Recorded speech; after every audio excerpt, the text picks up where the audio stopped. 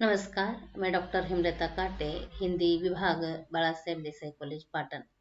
शिवाजी विश्वविद्यालय के भाग 3 के हिंदी विषय के अंतर्गत हिंदी साहित्य का इतिहास एक पेपर है, जिसके अंतर्गत हिंदी के विभिन्न विधाओं का सामान्य परिचय यानी का उद्भव और विकास अध्ययन के लिए रखा जाता है। आज हम उसमें से एक विधा यात्रा साहित्य का उद्भव और विकास इसका अध्ययन करेंगे। यात्रा क्या है, यात्रा करने की परंपरा कब से शुरू हुई है, इसका थोड़ा सा हम पहले सामान्य परिचय देख लेंगे। बाद में हिंदी साहित्य में यात्रा लेखन कब से शुरू हुआ है और आज तक इन यात्राओं का विकास किस प्रकार हो गया है, इसका केवल सामान्य परिचय देख लेंगे। क्योंकि यह विधाएं बहुत व्यापक है, विपुल मात्रा में आज साहित्यकार लेखन कर रहे हैं, अतः हर एक का परिचय देना यह संभव नहीं है। केवल जो नामोल्लेख करने वाले लेखक हैं या जिनका साहित्य परिचित हो गया है या उनका नाम है, ऐसे ही साहित्यकारों का हम यहाँ परिचय देंगे। हिंदी यात्रा साहित्य का उद्भव और विकास। जैसा कि आप जानते हैं, मनुष्य अनादि काल से यात्राएं करता आया है, अतः भारत में यात्रा साहित्य की परंपरा बहुत ही प्राचीन है। वैदिक वाङ्मय में यात्राओं के उपदेश मिलते हैं। ऐतरेय ब्राह्मण का चरवेती मंत्र इसका प्रमाण है। रामायण, महाभारत, संस्कृत साहित्य और जातक कथाओं में भी यात्राओं के विवरण मिलते हैं। हमारे प्राचीन भारतीयों भिन्न भिन्न उद्देश्यों से यात्राएं कर राष्ट्रीय जीवन का विकास किया करते थे। विदेशी यात्रियों में भेनसांग, इब्न बतूता, ट्रेवनियर, हयान आदि ने भी देश के भिन्न भिन्न भागों में घूमकर जो अनुभव किए थे उन्हें लिपिबद्ध किया था। आज उनके वे अनुभव प्राचीन ज्ञान के भंडार के रूप में ही प्रतीत होते हैं। अतः यात्रा यह जो है वह ज्ञान का भंडार है। इसीलिए यात्रा किसे कहते हैं, इसे जान लेना आवश्यक है। यात्रा की परिभाषा। यात्रा शब्द की उत्पत्ति या अधिकष्टुन या स्ट्रन भी शब्द कहीं कहीं मिलता है, या अधिकष्टुन स्ट्रन धातु एवं प्रत्यय से हुई है। व्याकरण की दृष्टि से यह स्त्रीलिंगी शब्द है। इसका विभिन्न विद्वानों ने विभिन्न अर्थ करने का प्रयास किया है, परंतु चतुर्वेदी द्वारिका प्रसाद जी ने जो परिभाषा की है वह हमें समर्पक लगी, इसीलिए हमने उनके द्वारा जो परिभाषा दी है वह यहाँ देने का प्रयास किया है। यात्रा यानी सफर, एक स्थान से दूसरे स्थान पर जाने की क्रिया से लगाते हैं। सफर, एक स्थान से दूसरे स्थान पर जाना यानी यात्रा। इस प्रकार एक स्थान से दूसरे स्थान पर मनुष्य अनादि काल से जाता आया है, यानी यात्राएं करता आया है। इन रोचक और रोमांचकारी यात्रा वृत्तांतों को वह निश्चय ही अपने बंधु बांधवों तथा संपर्क में आने वाले जिज्ञासुओं को सुनाता भी रहा होगा। किंतु हिंदी के प्राचीन एवं मध्यकालीन साहित्य में इन वृत्तांतों को लिपिबद्ध करने की कोई परंपरा नहीं मिलती या इसका कोई विवरण नहीं मिलता।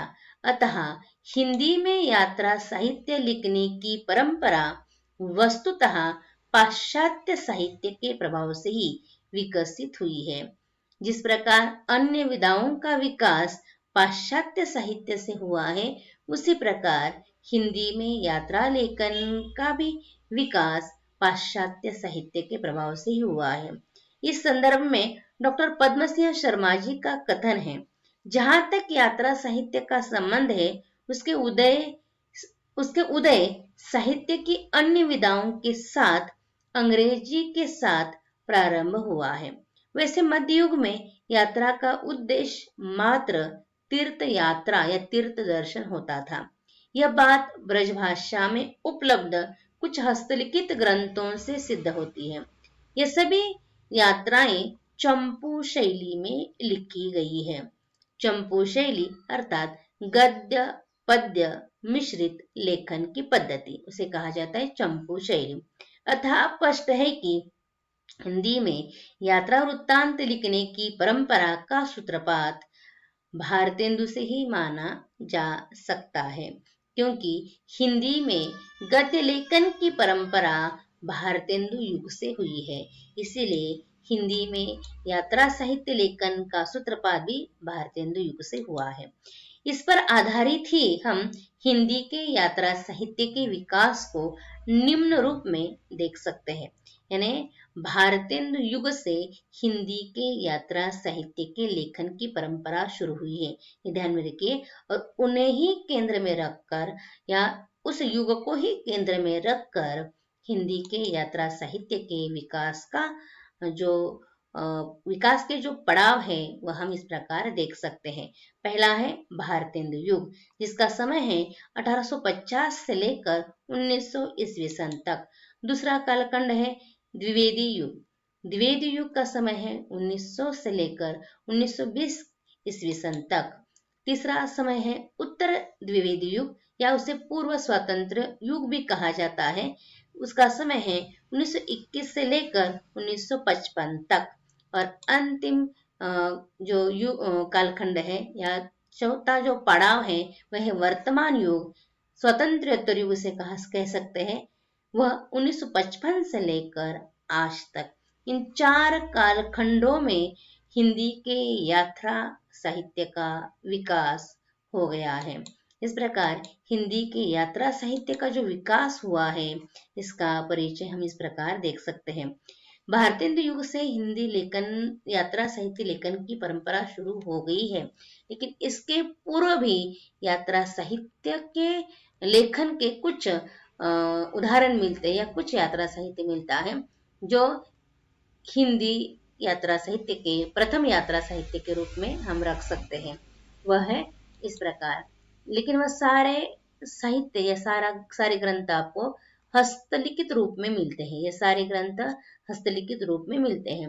हिंदी की सर्वप्रथम यात्रा साहित्य की कृति, ध्यान में रखिए, सर्वप्रथम यात्रा साहित्य की कृति विट्ठल जी की है, जिन्हें गुसाई भी कहा जाता है।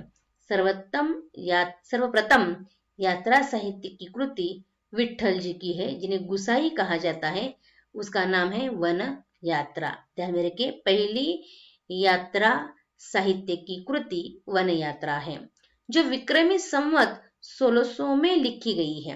विक्रमी संवत 1600 ईस्वी सन के तहत 1543 है। 1543।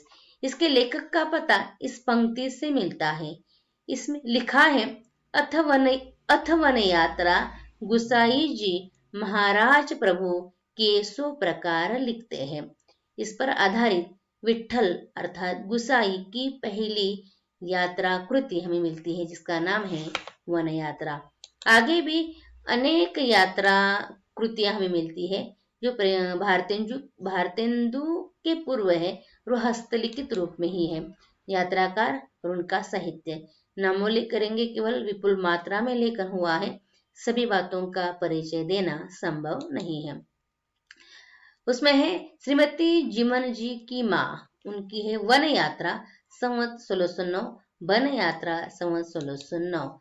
अज्ञात एक लेखक है, उनकी हमें यात्रा साहित्य मिलता है, सेठ पद्म सिंह की यात्रा संवत 1705। ये जो बात दूर देश की ये जो ग्रंथ है उसके भी लेखक का नाम नहीं मिलता, जो संवत 1886 में लिखा गया है यात्रा वृत्तांत। यह ग्रंथ आज हिंदू विश्वविद्यालय काशी में संग्रहित है।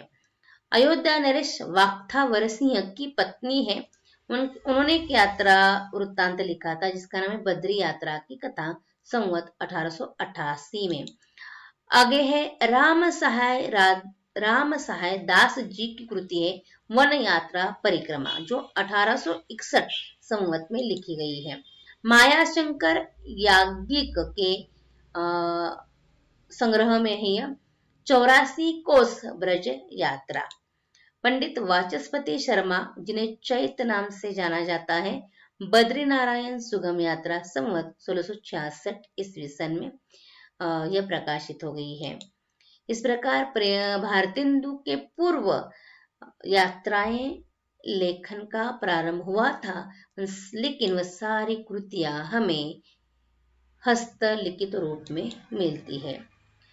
अतः इन उपर्युक्त हस्तलिखित ग्रंथों में वन यात्रा, सेठ पद्म सिंह की यात्रा, बात दूरदेश की यात्रा, वन यात्रा परिक्रमा, ब्रज 84 कोश ब्रज यात्रा आदि ग्रंथ गद्य में है। बद्री यात्रा ग्रंथों में गद्य पद्य ने चंपू का मिश्रण में मिलता है। इस प्रकार संवत 1600 से लेकर संवत 1966 तक हस्तलिखित ग्रंथ हमें प्राप्त होते हैं। वास्तव में जो मुद्रण में या टंकन में जो साहित्य लेखन का, यात्रा साहित्य लेखन का प्रारंभ हुआ भारतेंदु युग से। भारतेंदु युग में एक और विदेश यात्रा का तो दूसरी ओर तीर्थ यात्रा का वर्णन हमें मिलता है। भारतेंदु युग के कुछ प्रमुख यात्रा साहित्य का यहाँ हम उदाहरण के रूप में उल्लेख करेंगे। पहले है श्रीमती हरदेवी लंदन यात्रा। भारतेंदु युग की सर्वप्रथम यात्राकार हमें जो मिलती है वह श्रीमती हरदेवी की लंदन यात्रा विशेष उल्लेखनीय है।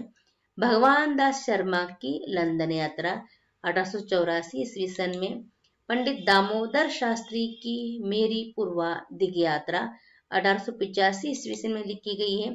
मेरी दक्षिण दिग यात्रा 1886 ईस्वी सन में लिखी गई है। देव दर्शन भी इनकी एक कृति में मिलती है। तोताराम वर्मा की रचना है। ब्रज विनोद 1888 ईस्वी सन में लिखी गई है।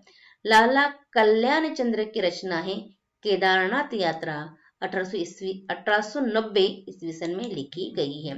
प्रताप नारायण मिश्र की विलायत की यात्रा एक रचना मिलती है। अगले रचनाकार इस प्रकार है। देवी प्रसाद खत्री की रामेश्वर यात्रा 1893 में मिलती है। पंडित विष्णु शर्मा जी ने 1894 ईस्वी सन में व्रज यात्रा रूप में अपना यात्रा वृत्तांत लिखा। बालकृष्ण भट्ट जी गया यात्रा, कार्तिकी का नहान, इस प्रकार अपनी यात्रा साहित्य वृत्तांत लिखा है। भारतेंदु हरिश्चंद्र सरयू पार की यात्रा, विशेषतः व्यापक रूप में भारतेंदु जी ने यात्रा वृत्तांतों का लेखन किया है। भारतेंदु युग में उनके ही यात्रा साहित्य का विशेष उल्लेख हम कर सकते हैं। सरयू पार की यात्रा, लखनऊ की यात्रा, हरिद्वार की यात्रा, वैद्यनाथ की यात्रा, इस प्रकार भारतेंदु जी ने विपुल मात्रा में लेखन किया है। आगे हिंदी यात्रा साहित्य का विकास किस रूप में हुआ है, इसका परिचय हम अगले वीडियो में देख लेंगे। आपने ध्यान से सुना।